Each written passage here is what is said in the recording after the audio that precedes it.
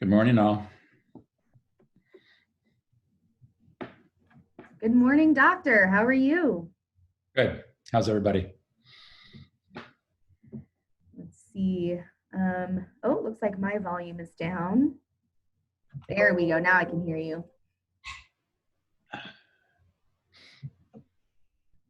right. It looks like we've got some folks still hopping on, and we've got about 2 minutes until the start of the call. So while we're waiting, I want to thank everyone once again. It's nice to see familiar faces, familiar names joining us for this call. This is the second to last call of the Path Forward series, which is bittersweet for us. But again, if you were on yesterday's call with Remza, you know that the Path Forward series is soon to be replaced with a workshop series that will be a hybrid event series. So some folks in person, some folks joining us online for a webcast. We're really excited to present that to our members and to offer that as a service to them. And you'll be learning more about that in the coming weeks. So keep your eyes peeled on your email. So we've got about 1 minute left, still some folks hopping on. So we'll go ahead and get started in about 1 minute's time. Thanks, everyone.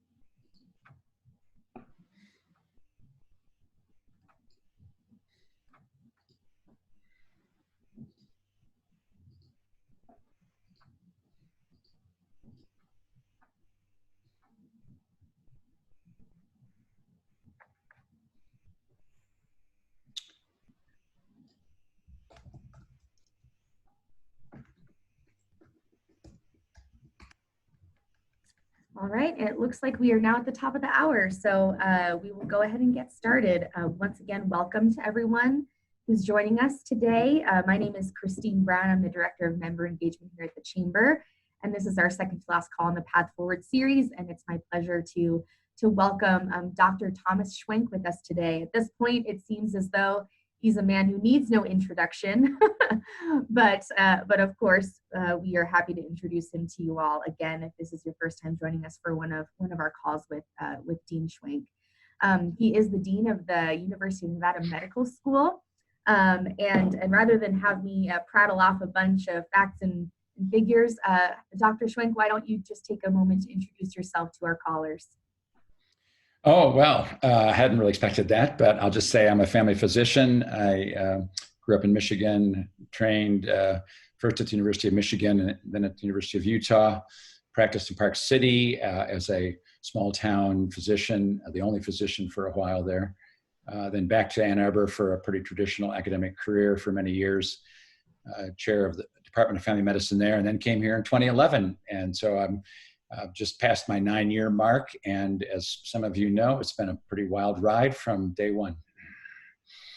All right. Yes, absolutely. And of course, your breadth of experience is of such great importance to our medical students, I'm sure, especially since you have experience practicing in a more rural context, which of course, Nevada, we have several rural communities that are underserved. And so to have that experience, that awareness being brought into our students' medical training is crucial. So thank you. Thank you for what you bring to the table.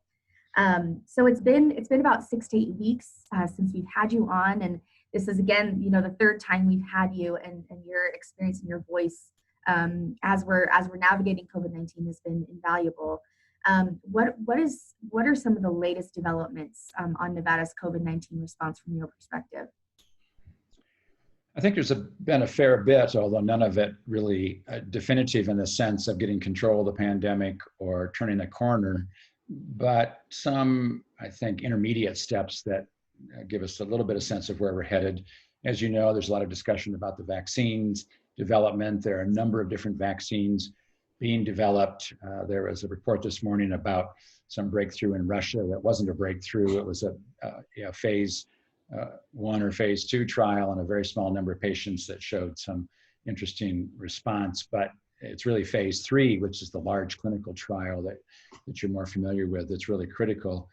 At least a couple of those have been launched in the US, one of which is a vaccine that's more oriented to the protein that's on the spike, which is a more traditional approach to vaccine development. The more novel approach is the vaccine that's developed against the RNA that's inside the virus. And that's a whole different approach, and not something that's been done much to this point. People are very excited scientifically about what that might mean, because it's a whole new technology, a whole new methodology. But again, both of those and some others are starting to move into phase 3 trials. So we're talking, tens of thousands of patients. There's just as an aside, I'll mention that there's a really interesting bioethics issue playing out that some of you may know about, which is designing trials that are called human challenge trials. And that means vaccinating people and then purposely exposing them to the virus, so as to have a more concentrated, faster trial that would give answers more quickly. And that, of course, would be very positive, but you're also putting people at risk. That type of challenge trial actually has been done with other diseases, but in the past, it's only been with diseases for which there's an actual cure. And the coronavirus, the COVID disease, does not have a cure. So that's raised some significant ethical challenges, and there are very strong opinions on both sides. So you might see some of that playing out. We also know that the rate of asymptomatic exposure is pretty high, meaning patients who are actually positive for the virus but are asymptomatic. It's thought that as much as 40% of people who are exposed to the virus and turn positive are asymptomatic. That's even bigger than numbers that were thought previously.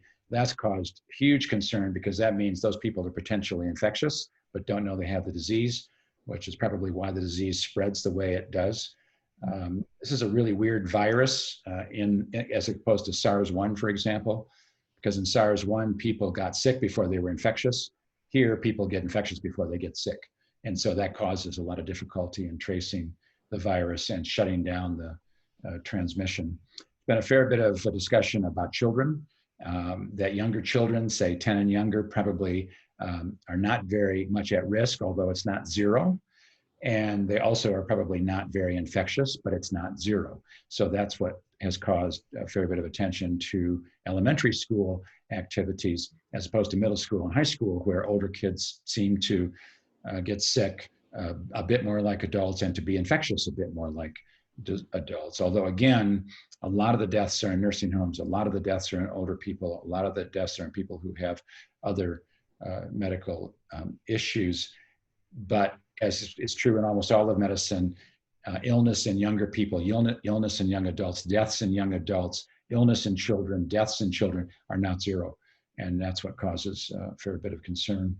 And the final comment I'll make is that there's a big study recently that's gotten a lot of attention from New York. It's out of the Northwell, Long Island Health System, a huge study of antibody prevalence and in healthcare workers. So they had tens of thousands of healthcare workers who were tested. And these are people who have been on the front lines, been using PPE, been exposed to lots of sick patients. And the antibody prevalence was about 13%, which is not nearly as high as we might suppose. And not necessarily all that much higher than in general population. So on the good side, that means PPE actually works. On the bad side, it means that we're not even close to herd immunity, which needs to be 60 to 70% in a population to be effective. The other interesting side quirk on that study was that there was a small population, maybe 5% or so of people who had known virus, who had been known virus positive, who did not have antibodies, 5%. And that is really disturbing from again, a herd immunity perspective, to have people who actually got exposed, who may or may not have been sick, but actually did not develop antibodies. And that then makes people nervous about the vaccine. I could go on forever, but I won't. There's lots of other scientific stuff going on, but that's just kind of, physician nerd stuff, so I won't go there. Right.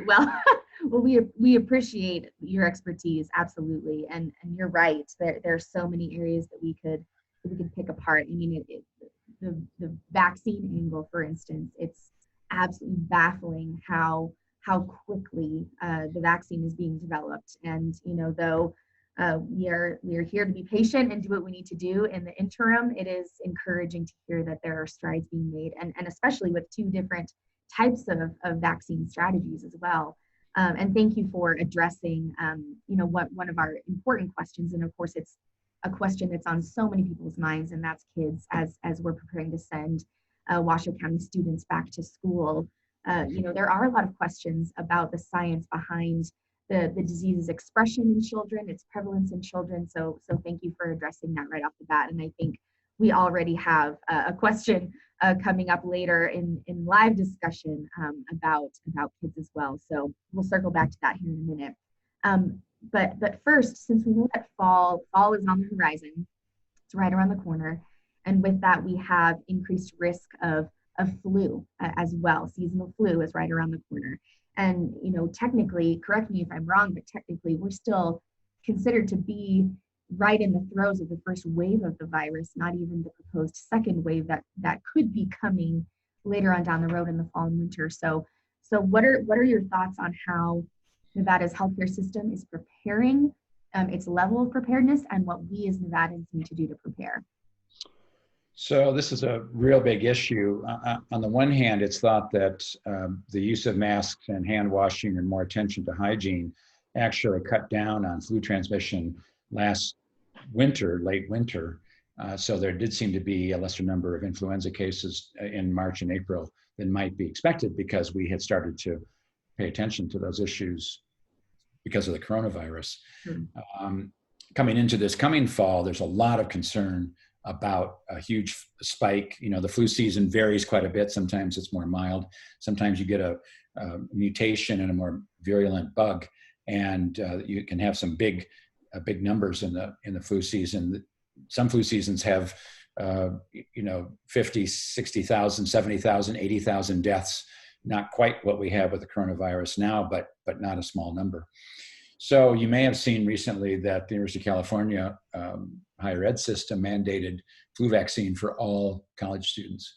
And the reason for that was to try to cut down on transmission and try to spare the healthcare system a bit. Because if we get a big flu season on top of a second wave of the coronavirus, it's going to really be very traumatic to the population and very traumatic to the healthcare system. But again, on the other hand, if we continue to follow proper hygiene, masking, hand washing, and try to cut down on the transmission of the coronavirus, it will do the same thing for influenza. So I think we're on the bubble. I think we could really suppress influenza, or it could really explode depending on what we do. But I'll say, as a healthcare person, the fact that only about 50% of the population most seasons gets the flu vaccine is very upsetting to all of us. It's such an easy thing to do to mitigate the disease, at least make it more mild, possibly stop it altogether. And to only have 50% of the population get the vaccine makes us nervous about influenza. It also makes us nervous about the coronavirus, a vaccine that comes along eventually. Right, absolutely. I mean, if those figures are any indication of people's confidence or willingness to get a vaccine, that's exactly not close to the herd immunity numbers that we need, which I believe is 60%, 60 to 75% for herd immunity. You are on it. That's perfect. Yep. We've done this enough times now that it's easier to remember. But yes, absolutely, huge concerns. But to your point, hopefully mitigation efforts in place for the coronavirus may end up having mitigation effects for the flu as well, which could be more promising for us, and of course, perhaps affect our response to flu seasons down the line and coronavirus seasons down the line in the years and decades to come. You mentioned the California system of higher education's response to the flu vaccine. While I'm not sure you would be able to comment on whether or not the Nevada system of higher education is looking to do something similar, could you at least comment on reopening plans for UNR in the fall? Sure. I want people to understand how hard UNR leaders are working on this. I mean, this has been a full-time job, 24/7 since March, thinking ahead to the fall or even to the summer term that we're in now. And so Shannon Ellis, for example, the head of student services, the people who are the head of the dorms and residential life, food service, classroom services, various hybrid models of teaching with some students in the classroom, some at home, some larger classes going completely virtual. Our own medical school educational leaders working incredibly hard to figure out how to handle even our small classes, all the clinical teaching that takes place, which is very much in person and has to have closer proximity than is recommended. There's been so much work on this. I'm not the expert on the broader parts of UNR, but I know that they have tried to really manage food services properly, to reduce dorm density, to shift the teaching models so as to accommodate the number of students in a room. They've gone through every single classroom, every single conference room, and calculated 6-foot distancing and how many students a room will accommodate, and then sort of lock that in, which then influences how classes are scheduled and how they're taught virtually or in a mixed model. And so there's been a tremendous amount of work. Is it enough? We don't know. We'll find out, I think, but it is as much as we know and as much as is possible to have some sort of on-campus presence, which many of us believe is very important educationally. Right. And so people are working tremendously hard and doing everything. There are all kinds of sanitizing protocols. There's PPE everywhere. There's sprays everywhere. There's ways to sanitize classrooms twice a day. Lots of work. I cannot even imagine the breadth of work with such a beautiful, expansive and expanding campus and growing student body. It's a huge undertaking. So, on behalf of the chamber, we're very, very appreciative for all of those efforts and all of those standards being put in place now. Continuing on the theme of students and even faculty, even staff members, are there any additional services, whether medical, clinical, or mental health services potentially being offered to students in the fall? Anything above and beyond what is typically offered? Yeah, that's an excellent question. Some of you will know Dr. Cheryl Hug English, who's the director of the Student Health Center, who's the major advisor to President Johnson and to senior leaders about some of the public health issues here. And as the head of the Student Health Center, she has developed a whole set of programs, markedly expanded mental health services, a whole testing system. There's a whole kind of pop-up testing system outside the front door of the Student Health Center where students and staff and faculty members, either on a walk-in basis or an appointment basis, can get tested. So she's doing lots of testing. And of course, that feeds into our state public health lab, which is part of the medical school, which has performed at a very high level throughout all of this in terms of its testing protocols, and is working 24/7. Literally, sometimes the staff is just really dedicated, but also working unbelievably hard to keep up with the testing. But anyway, Student Health Center is kind of the focus for a lot of your question. And yes, there are a lot of new mental health services. There are various types of well-being protocols and modules for self-care during this stressful time. We're being very attentive to the demands that people have for being at work as well as being at home taking care of children, and the upcoming school district decisions about schools opening. There's a lot of stress around that issue. We're working very hard to be as flexible as possible in work roles and work demands so as to accommodate people who have other personal demands. But back to your core question, yes, lots of new services for students and staff and faculty around mental health issues. There's just a lot more uncertainty and anxiety that the health center is addressing. Right, absolutely. And I think you raised an excellent point that, even though, technically there's been a summer break, the term break should be used loosely because so many people have been working through the summer in order to address these issues. And of course, people in the medical staff and also adjacent to the medical staff have been working on COVID response and research. And so I want to dive into that quickly because it's something that has been fascinating to watch play out over time over the last 12 weeks or so. Can you give us an update on how the medical school and other departments in the university have been playing a part in research and also in testing? I know that's another area in which UNR staff have played a specific role. Yeah, we have all sorts of things going on, and I can touch on a little bit of it. Probably the most prominent study that we're going to develop is sort of a mini healthcare worker study, similar to the New York study that I mentioned, but we're going to do it longitudinally. And we're going to track healthcare workers to really understand their exposures, if they turn positive, how they turn positive, what their antibody response is. Most studies to this point have been cross-sectional, which are interesting and very valuable, but we'd like to start doing something longitudinal. So that's going to start up soon.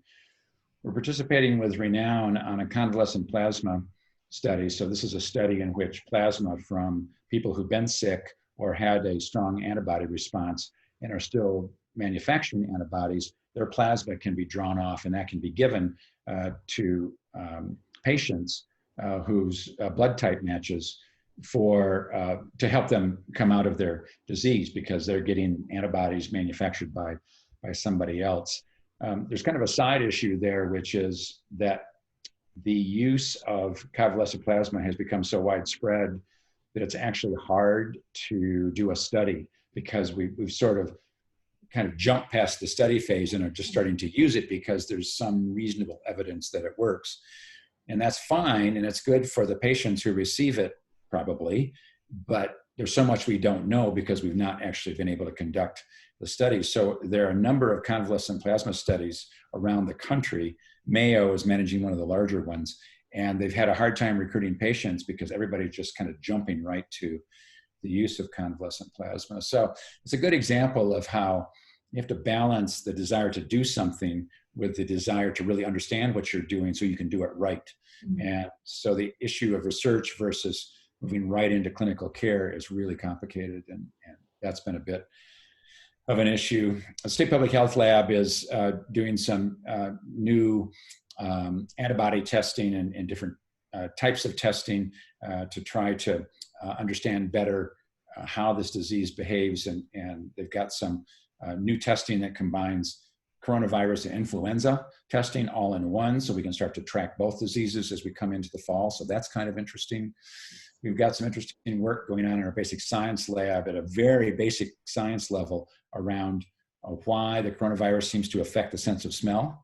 And that doesn't have any immediate clinical effect, but we know that that's a marker for the disease, and we know that that's something that lasts for quite a bit of time after someone's infected, although in general it does come back.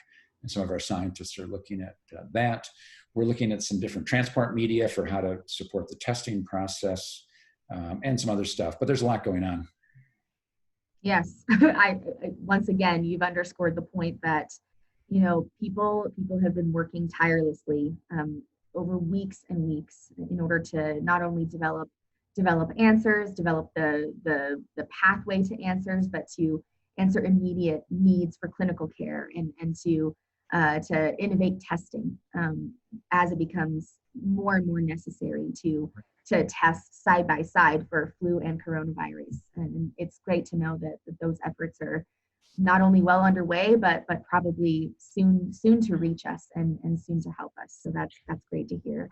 I will mention that the news you hear about the delays in the reporting of results is a great concern. Once you get out 7, 8, 9, 10 days, the results are not that helpful from a contact tracing perspective or a public health perspective, because the exposures are kind of moot at that point. And the reason that that's happening is because the large national labs, Quest and LabCorp, are devoting a lot of resources to the hotspots around the country, which is fine for those hotspots, but it's delaying the ability to process testing elsewhere.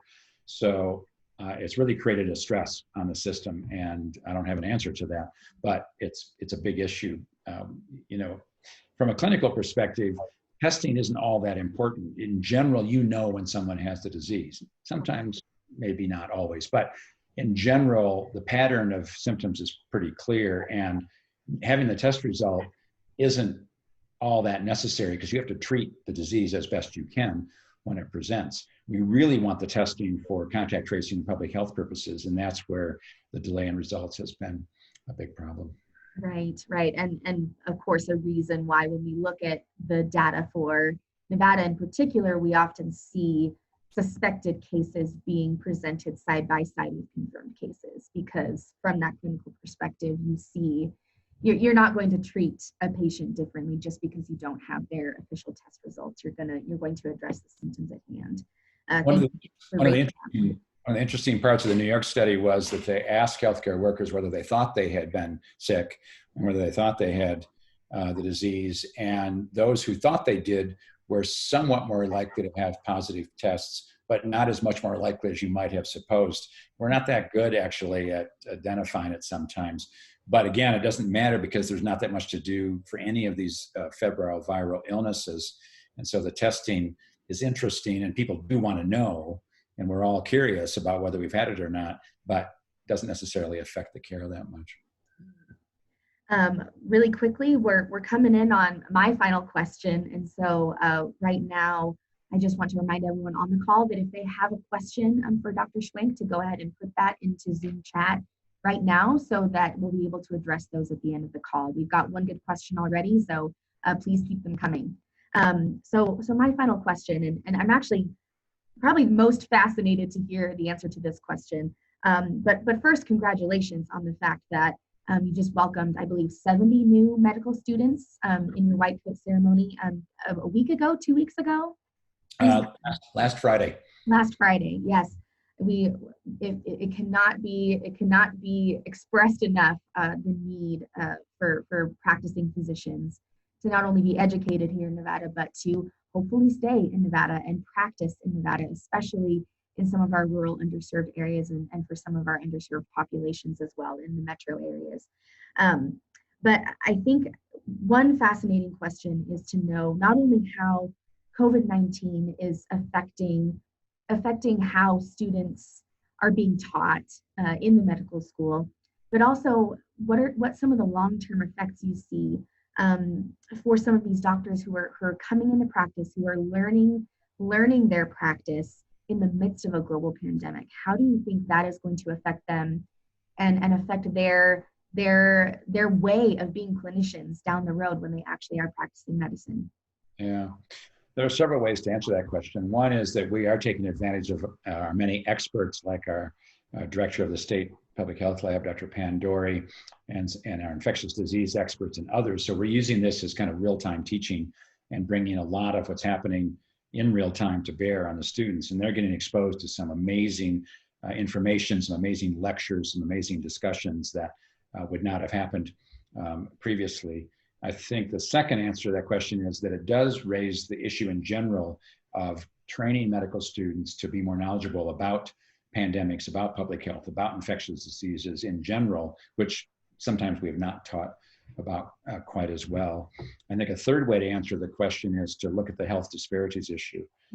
If you look at how this pandemic has affected the country, patients of color are at much higher risk in several regards for infection, for complications, for death, partly because of lack of access to healthcare, partly because of underlying medical conditions that are more common in that population because of the lack of good public health measures, partly because they have jobs in which they can't work remotely. They have to be on site doing some of the more hands-on jobs. Sometimes they don't have health insurance, so they feel compelled to go to work because they can't stay home, or they don't have sick leave, or they don't have vacation that they can take. So those populations are at great risk, and we're going to teach about that a fair bit in the coming year or two to help students understand how these diseases affect their patients differentially. And it's not that a particular group of patients doesn't deserve care. We just need to make sure we take care of everybody and take care of the risks, the widespread risks that different populations have, and to dig into those risks in more detail. So I think the health disparities issue is there. And then there's just the simple PPE and infection control and infectious disease teaching, and helping students learn how to do things that they might not otherwise be exposed to. I think we're doing a pretty good job so far in all of those regards, but it does change. The other thing I guess we've noticed is that these students are coming in a little bit anxious about what's going to happen, but also incredibly committed. And so class after class just comes in with great enthusiasm and great commitment to their lifelong career as a physician.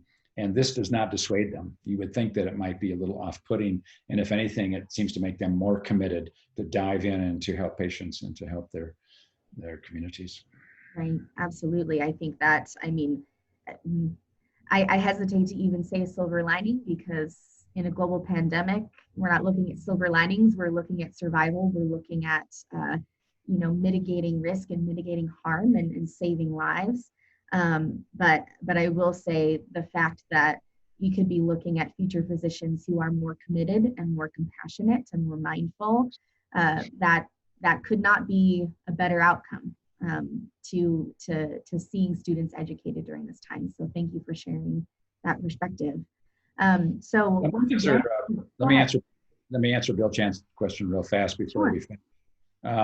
So the COVID virus is a coronavirus, and it's part of a family of coronaviruses that causes a lot of minor respiratory illness. And the general theory, although not proven, is that children get exposed to so many coronaviruses and they have so much rotating immunity that they are just better protected against this particular coronavirus. That's kind of a convenient answer, and it probably is partly true, but there's probably more to it than that. But the downside of all that is that, as you know, kids and then parents and then grandparents get a lot of colds because our immunity to coronaviruses does not last. And that's the worry with the vaccine, that there's a kind of a cyclical nature to this. And we could have a vaccine to the coronavirus, to the COVID virus, that might work, but might not last because immunity to coronaviruses in general does not last. Although recently there have been some studies to show that some people at least have T cell memory. So you should focus on T cells. That's a particular type of immune cell that actually learns about this virus. And when it's exposed again, it will start producing antibodies. And so it's possible that some people at least will have that. So. Right. Thank you for addressing Bill's question. And Bill, thank you for your question. Quick follow-up to that one. When we conceptualize the vaccine and how it will interact with our lives, since vaccines interact with our lives a little differently. Some you get every 10 years, some you get a series when you're a child and it's one and done. Others, like the flu vaccine, you receive every year. Do you foresee the coronavirus vaccine, at least the one that addresses COVID-19 in particular, do you see that as a vaccine that we will be receiving every year, much like a flu vaccine? Yeah, I'm betting that it will be something that you do more than once. And it's possible you would do 2 initially, and then maybe you do something every year. The coronavirus, COVID in particular, but coronaviruses in general don't seem to mutate so much, or at least the COVID vaccine, virus does not. So maybe it will hold for a bit, but you might have to do it frequently. But I'm not an infectious disease or a vaccine expert, but that's my bet as to what's going to happen. Sure, it certainly sounds that way. Since everything is evolving so quickly, and it sounds like the virus itself is evolving quickly somewhat as well. It's going to be something for us to monitor. So I think that's it in terms of live questions, unless anyone has one that gets in before the buzzer. So I will go ahead and just take this time to thank you again, Dr. Schwenk, for joining us, especially since you're right now in the throes of welcoming your new medical students and getting those classes off the ground and getting that instruction off the ground. Thank you for taking time to share your insight with us. You bet. It's been my pleasure. I've enjoyed these sessions a lot. Yes, and we'll probably have you back on, honestly. Even though this series is coming to a close, I think these calls still certainly have value and certainly have a place. So you'll probably be hearing from us soon. Good. Look forward to it. All right. Thank you once again. Thank you everyone for joining us. Thanks, everyone.